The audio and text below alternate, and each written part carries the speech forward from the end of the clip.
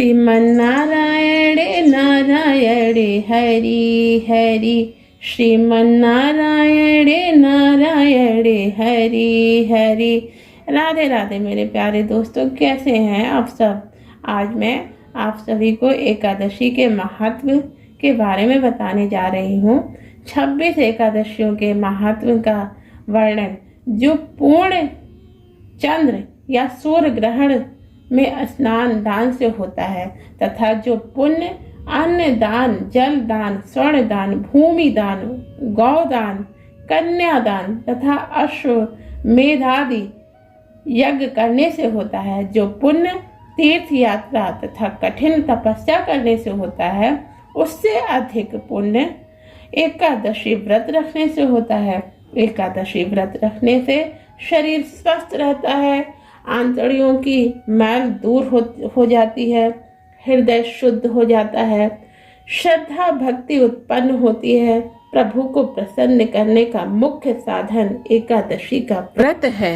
एकादशी व्रत करने वाले के पितृ कुयोनि को त्याग कर स्वर्ग में चले जाते हैं। एकादशी व्रत करने वाले के 10 पुरखे पितृपक्ष के और 10 पुरखे मातृ पक्ष के बैकुंठ को जाते हैं। दूध, पुत्र, धन और कीर्ति को बढ़ाने वाला यह एकादशी का व्रत है। एकादशी का जन्म भगवान के शरीर से हुआ है। प्रभु के समान पतित पावनी अतः आपको लाखों प्रणाम है। ये तो था एकादशी व्रत करने का महत्व। आज मैं आप सभी को एकादशी व्रत की विधि बताती हूँ। व्रतधारी को दशमी के दिन मांस और प्याज तथा मसूर की दाल इत्यादि निषेध वस्तुओं का त्याग करना चाहिए। रात्रि को ब्रह्मचर्य रखे, से श्रवण न करना चाहिए। प्रातः एकादशी को लकड़ी का दातून न करे। नींबू, जामुन या आम के पत्ते लेकर चबा ले और उंगली से कंठ शुद्ध कर ले। वृक्ष से पत्ता तोड़ना भी वर्जित है, अतः स्वयं गिरा हुआ पत्ता लेकर सेवन करें। फिर स्नान कर मंदिर में जाना चाहिए। गीता का पाठ करना या सुनना चाहिए। प्रभु के सामने या प्रण करना चाहिए कि आज मैं चोर, पाखंडी और दुराचारी मनुष्य से बात नहीं करूंगा और ना किसी के दिल को दुखाऊंगा। गौ ब्राह्मण को फलाहार देकर प्रसन्न करूंगा। रात्रि को जागरण कर कीर्तन करूंगा। दीपमाला से भुवन को प्रकाश करूंगा। ओम नमो भगवते वासुदेवाय या इस 12 अक्षर के मंत्र का जाप करूंगा। राम, कृष्ण, नारायण इत्यादि विष्णु सहस्त्र नाम को कंठ का भूषण बनाऊंगा। ऐसी प्रतिज्ञा करके प्रभु के मंदिर में प्रार्थना करें कि मेरी लाज रखो। मेरी लाज आपके हाथ में है, अतः मेरे प्रण को पूरा करना। यदि अचानक भूलकर किसी भी निंदक से बात कर बैठे तो उसका पाप दूर करने को सूर्य नारायण के दर्शन तथा धूप दीप से भगवान की पूजा कर क्षमा मांग लेनी चाहिए। एकादशी के दिन झाड़ू न देनी चाहिए। चींटी आदि जीव मर जाते हैं तथा बाल नहीं कटाना चाहिए। अधिक न बोलना चाहिए। गृहस्थी को अन्न दान करना चाहिए। अन्न दान लेना भी वर्जित है। झूठ, कपटादि कुकर्म न करना चाहिए और दशमी के साथ मिली हुई एकादशी वृद्ध मानी जाती है। शिव उपासक तो उसको मान लेते हैं। वैष्णव के योग्य द्वादशी से मिली हुई एकादशी का व्रत करना चाहिए और त्रयोदशी आने से पहले व्रत पूर्ण कर लेना चाहिए। फलाहारी को गोभी, गाजर, शलजम, पालक, कुल्फा का साग इत्यादि ना खाना चाहिए और मूली, आम, अंगूर, केला, बादाम, पिस्ता आदि अमृत फलों का सेवन करना चाहिए। प्रत्येक वस्तु प्रभु को भोग लगाकर तथा तुलसी दल छोड़कर खानी चाहिए। द्वादशी के दिन ब्राह्मणों को मिष्ठान की दक्षिणा से प्रसन्न कर परिक्रमा कर लेनी चाहिए। किसी संबंधी की मृत्यु हो जाए तो उस दिन एकादशी का व्रत रख कर उसका फल उसे संकल्प कर देना चाहिए और गंगा जी में अस्थि पुष्प प्रवाह करने पर भी एकादशी व्रत रख कर फल प्राणी के निमित्त दे देना चाहिए। प्राणी मात्र को अंतर्यामी का अवतार समझकर किसी से छल कपट न करना, मधुर भाषण करना चाहिए। कोई अपमान करे तो उसे आशीर्वाद देना, क्रोध मत करना। क्रोध चंडाल का अवतार है। आप देवता स्वरूप हो, संतोष कर लेना चाहिए। संतोष का फल सर्वदा मधुर होता है। सत्य भाषण करना और मन में दया रखना, इस विधि से व्रत करने वाला दिव्य फल को प्राप्त करता है। आइए दोस्तों, एकादशी व्रत उद्यापन विधि को मैं बताती हूँ कि कैसे हमें एकादशी के व्रत का उद्यापन करना चाहिए। एकादशी का व्रत का उद्यापन तब किया जाता है, व्रत रखने वाले श्रद्धालु स्त्री पुरुष कुछ समय तक नियमित या वर्षों तक निश्चित संख्या में नियमित व्रत करने का संकल्प कर लेते हैं। तो भगवान को साक्षी मानकर व्रत के संकल्प की पूर्णता अंतिम व्रत के पश्चात उसके उद्यापन करने पर पूरी होती है।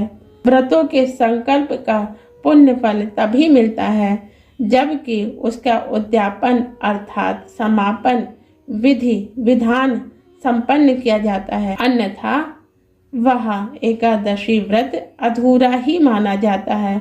उद्यापन किए बगैर कोई भी व्रत पूर्ण नहीं होता।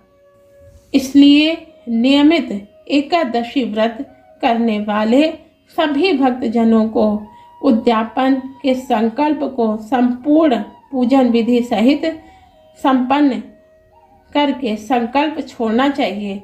एकादशी व्रत उद्यापन आग्रहण कृष्ण पक्ष की एकादशी को करना चाहिए। माघ में अथवा भीम तिथि को भी उद्यापन किया जा सकता है। दशमी के दिन एक समय भोजन करें। एकादशी के दिन स्नान आदि से पवित्र होकर उद्यापन करें। संकल्प लेने में शुक्ल पक्ष की अथवा कृष्ण पक्ष की एकादशी को व्रत का उद्यापन करने का संकल्प करें। 12 ब्राह्मणों को घर पर भोजन कराने का उल्लेख मिलता है।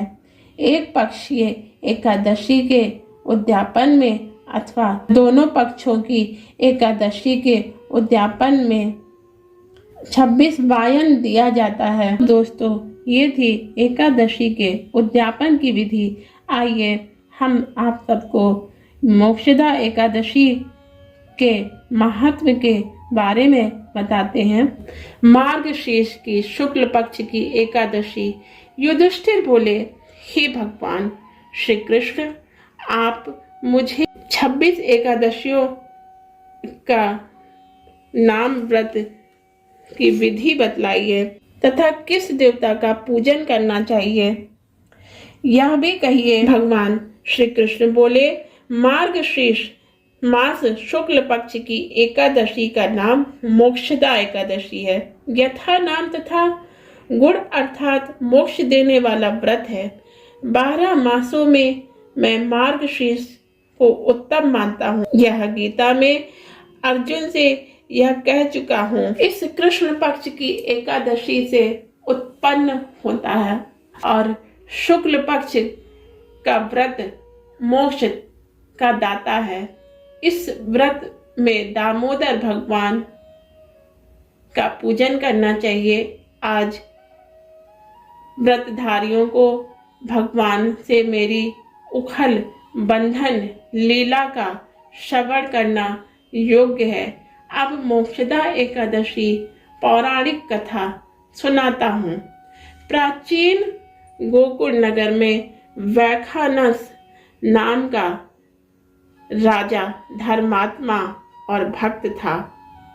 उसने रात्रि को स्वप्न में अपने पूज्य पिता को नरक भोगते हुए देखा। प्रातःकाल ज्योतिष वेद पाठी ब्राह्मणों से पूछने लगा कि मेरे पिता का उद्धार कैसे होगा। ब्राह्मण बोले, यहाँ समीप में पर्वत ऋषि का आश्रम है, उसकी शरणागत से आपके पिता शीघ्र ही स्वर्ग को चले जाएंगे। राजा पर्वत मुनि के शरण में गया, दंडवत करके कहने लगा, मुझे रात्रि को स्वप्न में पिता का दर्शन हुआ। वह बेचारे यमदूतों के हाथ से दंड पा रहे हैं।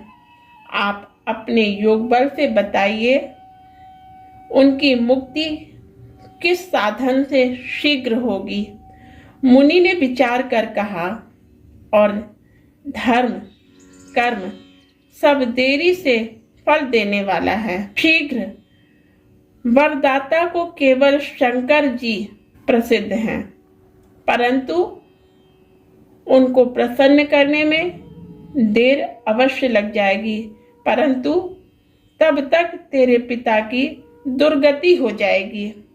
इस कारण सबसे सुगम और शीघ्र फलदाता मोक्षदा एकादशी का व्रत है। उसे विधि संयुक्त परिवार सहित करके पिता को संकल्प कर दो, निश्चय ही उसकी मुक्ति होगी। राजा ने कुटुंब सहित मोक्षदा एकादशी का व्रत करके फल पिता को अर्पण कर दिया। उसके प्रभाव से वह स्वर्ग को चला गया।